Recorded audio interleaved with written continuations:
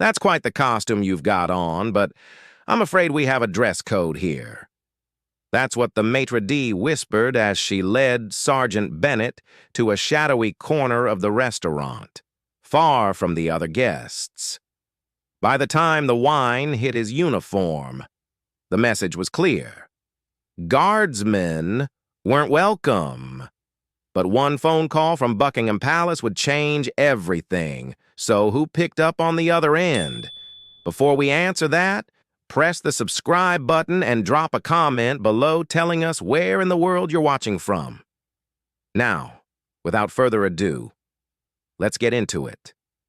The polished black boots of Sergeant Malcolm Bennett remained perfectly still against the white limestone of the palace forecourt. 6 hours into his shift, not a single muscle betrayed the growing fatigue in his body. His scarlet tunic gleamed in the afternoon sun, gold buttons and white belts meticulously aligned, the bearskin cap adding nearly a foot to his already impressive height. Malcolm's eyes remained fixed forward, his face an expressionless mask that revealed nothing of his thoughts. Behind that disciplined exterior, his mind drifted briefly to Lieutenant Penrose, who would normally be arriving for the evening shift in less than 30 minutes. The call had come through at dawn. Alistair had been hospitalized with severe pneumonia, leaving the guard rotation one man short. Without hesitation, Malcolm had volunteered to stand a double shift. A young boy waved enthusiastically from beyond the barrier, his mother attempting to capture the perfect photograph. "He's not allowed to move or smile," she explained, though the child continued his efforts to elicit a response. Malcolm maintained his 1,000-yard stare, though inwardly he appreciated the child's enthusiasm. After 15 years with the Queen's Guard, such interactions had become familiar. What the fascinated onlookers couldn't see was Malcolm's history. The 3 tours of combat duty in Afghanistan before his selection for the ceremonial guard, the bullet scar on his shoulder from an ambush outside Kandahar, the Medal for Valor locked in his modest apartment's drawer. To them, he was a tourist attraction. To his fellow servicemen, he was among the elite, having earned this position through distinguished service. As the shadows lengthened across the forecourt, marking nearly 8 hours on his feet, Malcolm felt the familiar burning in his calves and lower back. The second shift still had 4 hours remaining. He drew on the same mental discipline that had sustained him through grueling special operations training, focusing his mind away from the discomfort. The ceremonial changing of the guard approached with its familiar precision. After 12 hours of near motionless vigilance, the timing of the changing ceremony had never been more welcome. Captain Charles Redgrave stood observing from the sidelines, his experienced eye missing nothing. Known throughout the regiment for his unwavering standards, Redgrave had served 25 years with distinction before taking command of this rotation. The relief guard assumed position with practiced precision. Only when the ceremony completed was Malcolm finally permitted to move, his first steps accompanied by the subtle crackling of joints that had remained stationary for too long. "Sergeant Bennett," Captain Redgrave called as Malcolm marched from his position. "A moment, if you please." Malcolm approached and stood at attention, though his body silently protested the continued formality after 12 hours of duty. "Sir." Redgrave's stern expression softened almost imperceptibly. "At ease, Sergeant. That was quite a demonstration of dedication today." "Just doing my duty, sir," Malcolm responded, shifting to a slightly more comfortable parade rest position. "Double shifts are beyond the call of duty, especially in this heat," Redgrave countered. "Lieutenant Penrose called from the hospital to express his gratitude." The captain reached into his uniform pocket and withdrew an elegant cream-colored envelope with an embossed gold seal. "I had planned to use this myself next week, but I believe you have earned it today." "It's a dinner voucher for the Sovereign Room," Redgrave explained. "London's finest dining establishment, full service, all expenses covered." Malcolm's eyebrows rose slightly. The Sovereign Room was legendary, exclusive, elegant, and typically requiring reservations months in advance. "The owner, Lord Richard Montgomery, is an old friend," Redgrave continued. "We served together before he left the military to pursue his passion for fine dining. I'd recommend the Du Sol if it's on tonight's menu." "Thank you, Captain," Malcolm said, carefully tucking the envelope into his pocket. "This is unexpected, but much appreciated." "You've more than earned it, Sergeant," Redgrave replied with a nod. "The restaurant is open until midnight if you're inclined to go this evening." Malcolm emerged from the Guardsman's quarters, still in his full ceremonial uniform. He had briefly considered changing into civilian clothes, but decided against it. The uniform represented the institution he served, and wearing it was a matter of pride. The evening air had cooled the London streets, providing welcome relief after the day's heat. Malcolm's aching muscles protested each step, yet something in him resisted the easy path. "I can always rest tomorrow," he murmured to himself, tucking the voucher safely in his inner pocket. The reaction to his uniform on the tube was immediate. A seat was promptly offered by a businessman who nodded respectfully. Two young children stared openly from across the carriage, one finally asking, "Are you a real guard?" "It's quite all right," Malcolm assured the apologetic mother with a small smile. "Yes, I am. Just finished my shift and heading to dinner." An elderly gentleman sitting nearby leaned forward. "Korean War veteran myself," he said quietly. "Different uniform, same pride. Enjoy your evening, son." Malcolm exited at Green Park Station and walked to Mayfair. The restaurant's facade was understated yet elegant, a simple brass plaque beside imposing double doors. Two uniformed doormen stood at attention. With renewed resolution, Malcolm straightened his already perfect posture and approached the entrance. "Good evening, sir," one said with practiced deference. "Welcome to the Sovereign Room?" Inside, crystal chandeliers cast a warm glow over ivory linens and gleaming silverware. As Malcolm entered, several conversations momentarily stilled. The maitre d', a slender woman with her blonde hair pulled back in an immaculate chignon, looked up with a practiced smile that faltered upon seeing his uniform. "Good evening," she said. "Do you have a reservation?" Her tone carried the slightest hint of doubt. "Good evening," Malcolm replied with perfect courtesy. "I have a voucher from Captain Charles Redgrave." He presented the envelope, which she accepted with manicured fingers. "One moment, please." She stepped away and whispered something to a man in a tailored suit. After a brief conversation, the man approached. "I'm Philip Harrington, floor manager," he introduced himself with a thin smile. "We weren't expecting ceremonial personnel this evening. The voucher appears to be in order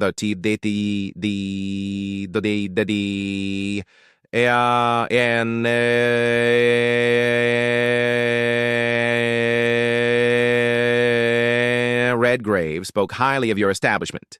"Yes, well," Philip replied, "Miranda will show you to your table." Though several prime tables sat empty near the center of the dining room, Miranda led Malcolm to a corner table partially hidden behind a decorative column, the type of table typically reserved for the least desirable guests. Several minutes passed before a waiter approached. "Good evening," he said, looking somewhere past Malcolm's shoulder. "I'm Sebastian. I'll be your server." "Have you dined with us before?" Sebastian asked, his tone suggesting he already knew the answer. "First time," Malcolm confirmed. "I thought as much," Sebastian replied with a faint hint of condescension. "Our menu might be a bit sophisticated for first-time guests. Perhaps I could suggest something accessible." Malcolm simply opened the menu. "I'd prefer to review the options myself. Thank you." 20 minutes passed before Sebastian returned with water, though Malcolm observed him serving 3 other tables that had been seated after his arrival. "Have you decided?" Sebastian asked, notepad poised with theatrical readiness. "I believe I'll start with the seared scallops," Malcolm replied. Sebastian's eyebrows rose slightly. "An excellent choice. Though perhaps I should mention that the scallops are priced at $35 for the starter portion. The voucher covers up to $300. But with wine pairings, you may wish to choose more economically." "I understand the pricing," he replied evenly. "For the main course, I'll have the Dusole. Captain Redgrave recommended it highly." "The captain has conventional tastes. Perhaps you'd prefer something more adventurous." Each recommendation came with the same subtle condescension. Throughout the ordering process, Manager Philip hovered nearby, occasionally exchanging knowing glances with Sebastian. "Will there be someone joining you this evening?" Sebastian asked, implying Malcolm's solitary state was somehow inappropriate. "No, just me." "How unusual. We rarely see solitary diners, especially in—" Sebastian's eyes swept over the ceremonial uniform. The deliberate mischaracterization of his uniform as a costume was impossible to miss. Before Malcolm could respond, Sebastian continued. "I assume you're directly from your post. Quite a commitment to remain dressed for tourists even after hours." "This isn't a costume," Malcolm corrected calmly. "It's the ceremonial uniform of the Queen's Guard." "Of course," Sebastian replied with a thin smile. "How theatrical." Malcolm overheard Sebastian's hushed conversation with another server as they walked away. "Thinks he's someone important. Tourists should stay at the palace where they belong," came the response, followed by muffled laughter. Malcolm's appetizer arrived after nearly 40 minutes, an unusually long wait not shared by other diners. The scallops, while beautifully presented, were barely lukewarm, suggesting they had been left sitting before delivery. When Sebastian returned to clear the appetizer plate, he carried a bottle of red wine. "Our sommelier recommends this Bordeaux with your main course, though perhaps it's more sophisticated than what you're accustomed to in the barracks." Malcolm's main course arrived after another extended wait. Sebastian placed it before him with theatrical formality. "Your fish, sir. Though I must say most of our patrons would have selected something more sophisticated." As Malcolm ate, Manager Philip approached his table. "Is everything satisfactory?" he asked, his tone suggesting he expected complaints. "The food is excellent," Malcolm replied honestly. "Surprising that you can tell," Philip remarked with a thin smile. "Most of our guests develop their palates over years of fine dining, not guard duty." As Sebastian approached to refill Malcolm's wine glass, his hand tilted sharply, sending a stream of deep red Bordeaux cascading directly onto Malcolm's scarlet tunic. Time seemed to slow. The wine darkened the pristine wool of his uniform. Sebastian stepped back with an exaggerated display of shock, though the brief flash of satisfaction in his eyes betrayed the truth. Malcolm remained perfectly still, reaching for his napkin. "Accidents happen," he said quietly. Sebastian's lips curled slightly. "The wine will never come out of that costume. Perhaps it's for the best. Might be time to replace it with something more contemporary anyway." "This is not a costume," he stated, his voice low but carrying authority. "This uniform represents centuries of service and tradition. Men have died wearing it with honor." Sebastian's expression shifted to mock offense. "Sir, there's no need to become aggressive. It was a simple accident. The uniform of the Queen's Guard deserves respect," Malcolm continued, rising slowly to his feet. "As do those who earn the right to wear it." Manager Philip materialized beside the table. "Is there a problem here?" "Your server deliberately spilled wine on my uniform," Malcolm stated calmly, "then insulted both the uniform and, by extension, the institution it represents." "I did nothing of the sort," Sebastian protested. "It was an accident, and now he's becoming hostile." "I'm afraid we can't have disruptions in our dining room," Philip said. "Our guests expect a certain atmosphere." "The only disruption has been the systematic disrespect shown since my arrival," Malcolm countered. "Perhaps establishments like ours aren't suitable for military personnel. There are many fine pubs that might be more appropriate for your station." "I think it would be best if you departed now," Philip stated, no longer bothering with pretense. "We'll consider the voucher used, of course." Malcolm looked at the wine stain spreading across his uniform. With the same dignity that had carried him through countless ceremonial duties, he placed his napkin beside his half-eaten meal. "Very well," he said quietly, meeting Philip's gaze directly. "But Captain Redgrave, will you hear of this?" "I'm sure we'll survive the captain's disappointment," Philip replied dismissively. "Sebastian, please show our guest to the door." With perfect military bearing, Malcolm walked toward the exit. At the door, Sebastian couldn't resist one final barb. "Perhaps next time, come in proper civilian attire. The costume is a bit much for serious dining." At home, Malcolm carefully treated the wine stain on his tunic, using an old regimental trick of cold water and salt. After hanging it to dry, he found little in his refrigerator to satisfy his hunger after the long day. The irony wasn't lost on him. Having been presented with a voucher for one of London's finest restaurants, he was ending his evening hungry in a sparsely stocked apartment.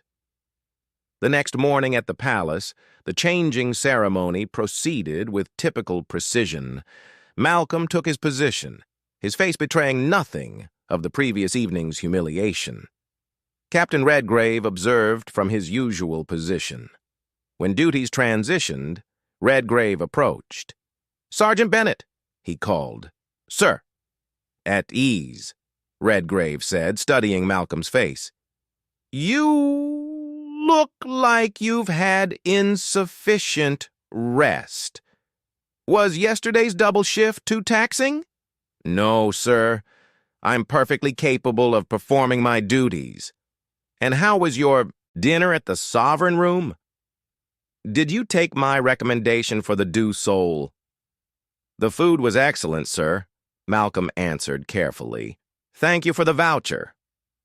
Redgrave's gaze dropped to Malcolm's tunic, his expression hardening as he noticed the wine stain.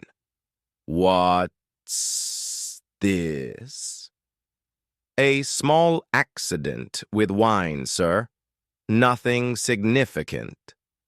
Though in my experience, wine stains on uniforms often have stories attached to them. Stories worth hearing." Malcolm related the previous evening's events, his account precise and factual. Throughout his report, Captain Redgrave's expression darkened progressively. They called your uniform a costume? Redgrave's voice was dangerously quiet when Malcolm finished. Yes, sir. Multiple times. This isn't personal, Malcolm, Redgrave said, using his first name, a rarity that emphasized the seriousness of the situation. When they disrespected you in that uniform, they disrespected the crown, the regiment, and generations of servicemen who have worn it with honor. Redgrave strode to his office, closing the door firmly behind him. Through the frosted glass, Malcolm could see the captain's silhouette as he picked up his phone. Though the words were muffled, the controlled anger in Redgrave's tone carried clearly. Several minutes later, the captain emerged with grim satisfaction. "Richard Montgomery and I served together for 15 years, Redgrave explained. He's absolutely livid about your treatment. He's been away in Edinburgh, leaving his establishment in the hands of this Philip person. A decision he now deeply regrets. Montgomery will be at his restaurant within the hour. He's requested that we join him this evening at 8. He intends to address this situation personally and wants you there."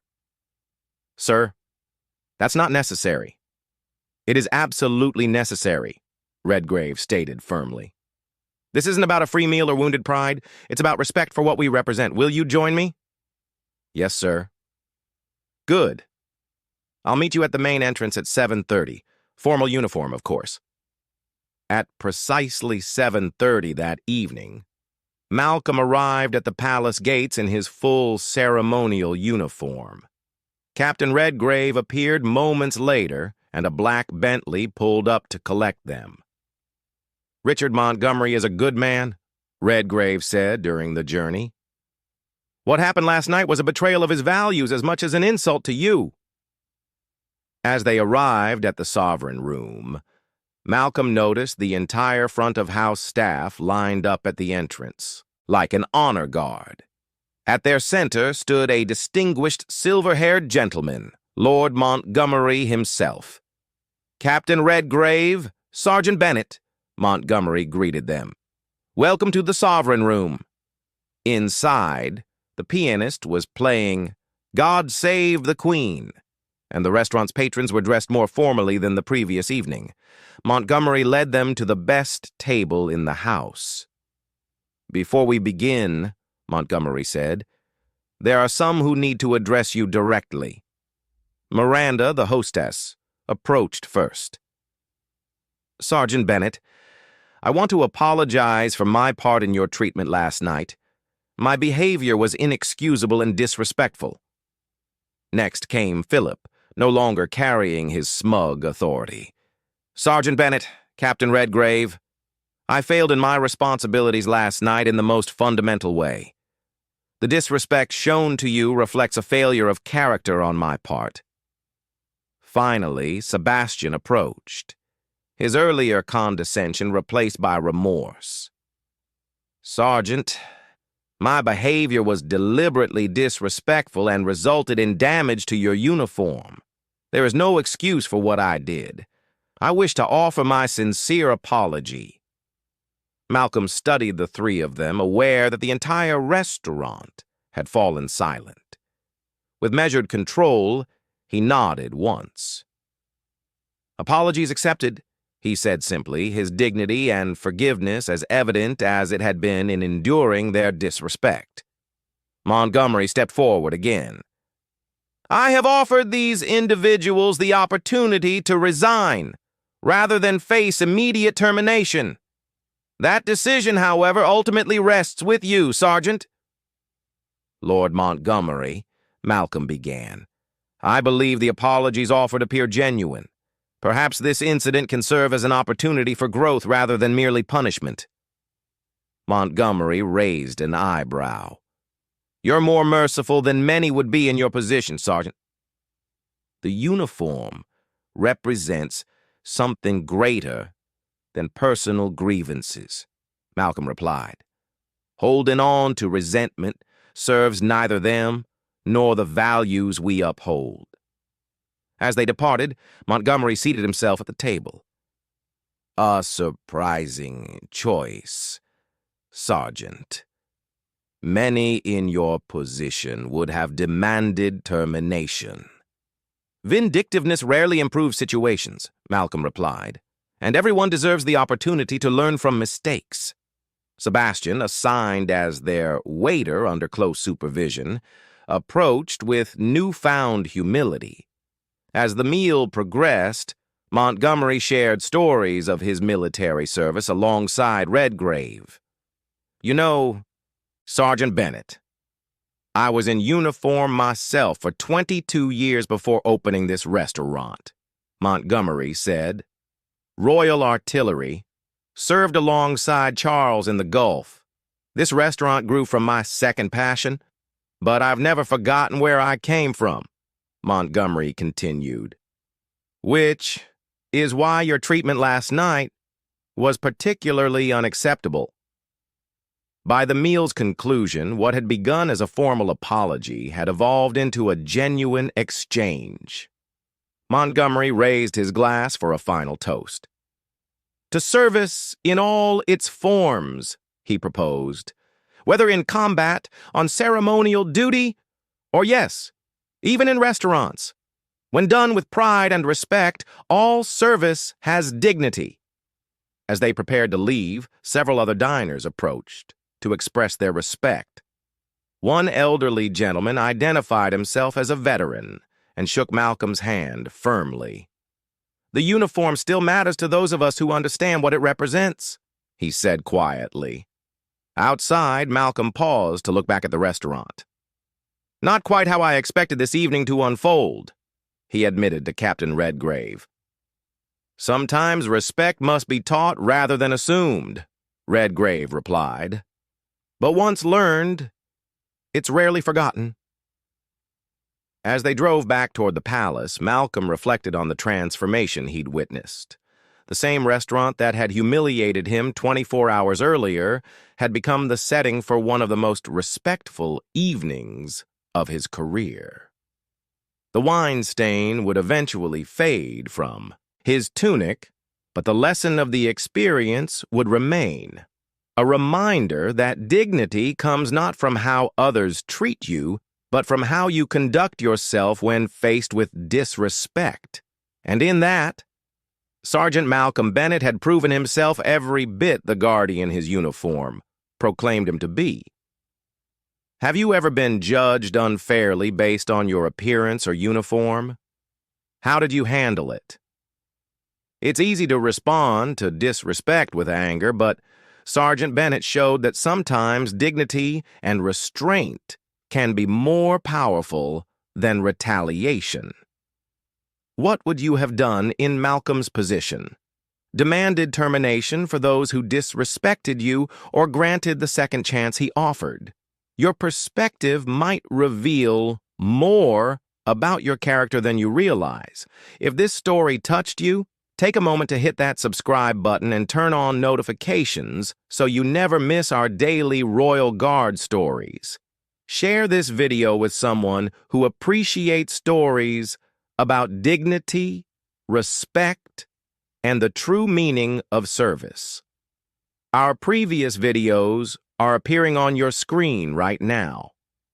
Why not check them out next? We'll see you tomorrow at the same time with another brand new story you won't want to miss.